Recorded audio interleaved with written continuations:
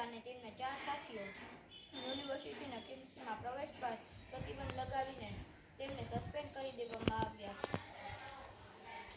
યુનિવર્સિટીના જાતિવાદ બદલ રોહિત વેમુલા અને તેમના સાથીઓ યુનિવર્સિટીની સામે ખુલ્લા આકાશ નીચે આંદોલન કરવા બેસી ગયા. નિષ્ઠુર તંત્ર દ્વારા તેમને કોઈ હકારાત્મક જવાબ આપવામાં ના આવ્યા, જેથી યુનિવર્સિટીના આવા જાતિવાદ વર્તનથી કંટાળી રોહિત વેમુલાએ પોતાની જિંદગી ટૂંકાવી લીધી હતી. આ આત્મહત્યા નહોતી, પરંતુ યુનિવર્સિટી દ્વારા આવેલી એક દલિત સ્કોલરની સ્થાનિક હત્યા હતી. બસ આટલું છે. જય ભીમ, નમો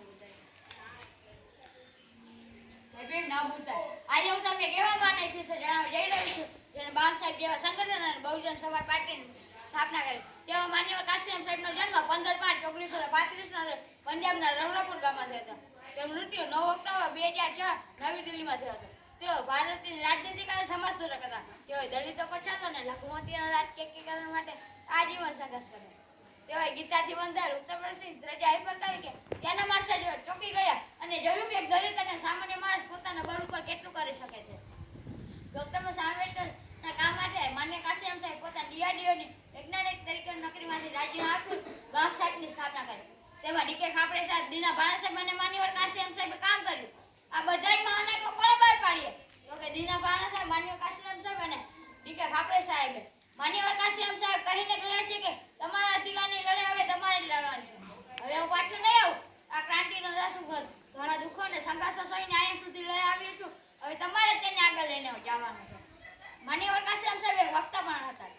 જ્યારે તેમના ઘરની બાજુમાં વક્તા તરીકે બોલાવવામાં આવે છે, ત્યારે તેમના માતા પિતાને ખબર પડે છે અને ત્યારે તેમના માતા પિતા ત્યાં દોડીએ જાય છે અને કાશીરામ સાહેબને કહે છે, ચાલ કાશીરામ, હવે તો ઘરે ચાલ. કાશીરામ સાહેબ જવાબ આપે છે કે હજી તો સમાજ મારો ઘણો સુધારવાનો છે, હજી તો સમાજ મારો ઘણો આગળ લઈને આવવાનો છે, હજી હું ઘરે પાછું નહીં આવું.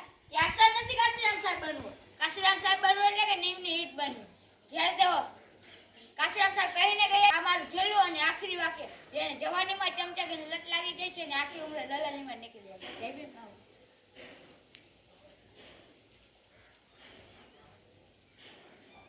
જય ભીમ, નમો બુદ્ધાય. આ વાત નાની છે, પણ એ વિચારો તળાવવાની છે, જ્ઞાન તળાવવાની છે. આ વાત વિચારવા જેવી છે. તમે પાંચેક રીતે થોડુંક સાંભળ્યું હશે, જેમના વિશે માહિતી પર ખબર હશે, તેમનું નામ પર સાંભળ્યું હશે. તમે ખબર છે કે તેમાં મુખ્ય ત્રણ લોકોએ કામ કર્યું હતું. જેમાં હતા એક ડીકે ખાપડે સાહેબ, કાશીરામ સાહેબ અને જીનાપાના સાહેબે ત્રણેય મળીને એક સંગઠન ચલાવ્યું, જેનું નામ હતું એક પામ ચેકનું સંગઠન ચલાવ્યું. જેમાં તમે આ મહાનાયકો કોને પાર પાડે જેનું આપણે જ્ઞાન પણ ન હતું. જે હતા ડીકે ખાપડે સાહેબ, માનનીય કાશીરામ સાહેબ અને જીનાપાના સાહેબે ત્રણેય મળીને આ મહાનાયકોને હરખ પાડ્યા. જેમાંથી આજે હું તમને જીનાપાના સાહેબ વિશે થોડુંક કહીશ. આ અમે નારાઓ બોલીએ છીએ, રોય કે કાશીરામ સાહેબ, ડીકે ખાપડે સાહેબ, જીનાપાના સાહેબનો જીવન સુધી સાથ રહ્યો. જય ભીમ, નમો બુદ્ધાય.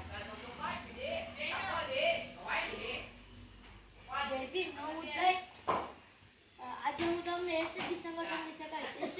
એસએસડી એટલે કે એવું સંગઠન કે જેમાં કોઈ ફંડ ભાડા લેવામાં આવતો નથી. આ સંગઠનની સ્થાપના 2006માં રાજકોટ જિલ્લામાં 50 સૈનિકોથી થઈ હતી અને હાલમાં હજારની સંખ્યામાં સૈનિકો ઊભા કરે છે.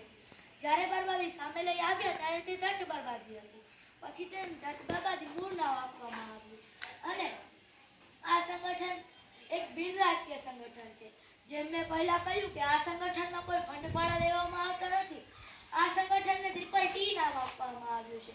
પોતાનો ટાઈમ, પોતાની ટિકિટ અને પોતાનું ટિફિન.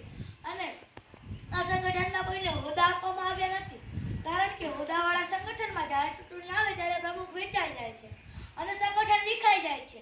તે માટે આ સંગઠનમાં કોઈને હોદ્દા આપવામાં આવ્યા નથી અને આ સંગઠન કોઈ 2 દિવસના જયભીમવાળા માટે નથી, 365 દિવસ કામ કરે છે. આ સંગઠનના સૈનિકો ગામે ગામે જઈ આ સમાજને જાગૃત કરવાનું કામ કરે છે અને મહાનાયકોની વિચારધારા અને વ્યસન મુક્તિ સમાજ બનાવે છે. અને આ સંગઠનમાં 14 એપ્રિલ અને 6 ડિસેમ્બરના કાર્યક્રમ આપવામાં આવે છે. રેલી મહાસભા અને મહાસલામીના પણ કાર્યક્રમ આપવામાં આવે છે આ સંગઠનમાં એક ડ્રેસ નક્કી કરેલ છે ગ્રીન કપડા સાથે વ્હાઇટ બેલ્ટ અને બ્લેક શૂઝ અને હાથમાં લાકડી અને એસએસડી ના લોગાવાળી કેપ અને આજે આ સંગઠન ગુજરાતભરમાં જ નહીં રાજસ્થાન મહારાષ્ટ્ર જેવા અન્ય રાજ્યો પણ આ સંગઠનને ત્યાં સૈનિકો ઊભા કર્યા છે અને આ બધા જ સૈનિકો બિન સ્વાર્થે આ સમાજને જાગૃત કરવાનું કામ કરે છે બસ આટલું જ કહીશ જય ભીમ નવ બુદ્ધ